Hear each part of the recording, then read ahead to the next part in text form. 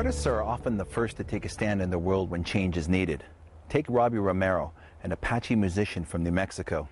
He has spent most of his career singing and protesting at international gatherings, such as the UN Climate Change Conference in Copenhagen.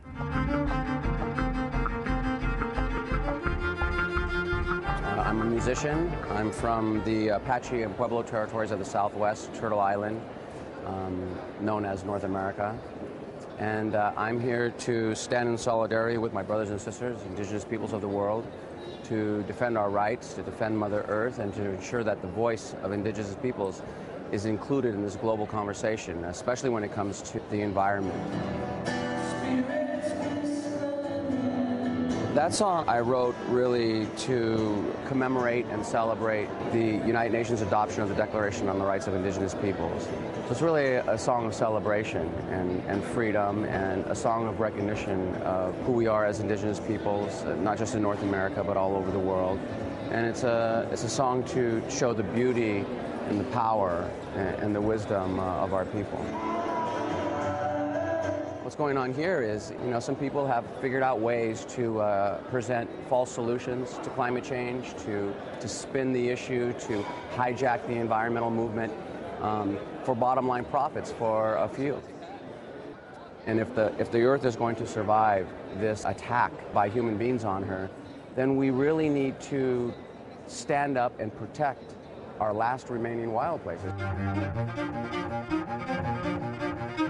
The citizens of the world continue to look at the Earth as a commodity to be bought and sold, and simply as a resource, and we're in trouble.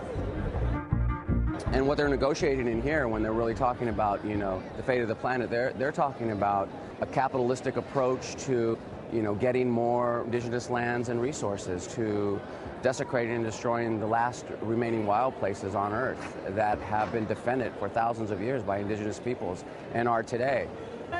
Justice! Climate justice! We had a wonderful march. They say over 100,000 people were there. The Indigenous Bloc led the march, discussing the fate of a planet that nurtures all life and provides us everything we need. And to look at that as a capitalistic resource to profit from, and especially to profit from for very few, while, committing one of the worst acts of violence on the others, which is poverty, is a crime. And it needs to be stopped. And if these negotiators don't do it, then maybe their bosses will, the multinational corporations who control them. And if they don't, I'm really calling on the citizens of the world to stand up, stand in solidarity with indigenous peoples, and defend our mother, the world, for future generations. No rights! No rights! No rights! No rights! I can understand the frustration when you have heads of state who are running around here in limousines and flying in on private jets and deciding, things that are going to affect the 7 generations to come.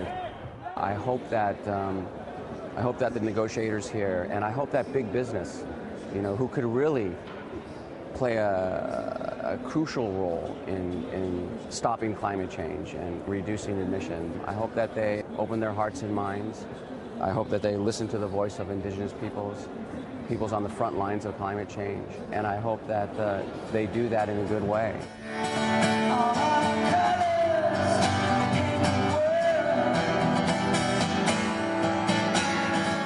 Join us next week when we head to Western Canada, where we meet a First Nations community that's working to keep a proposed mine out of their traditional territory.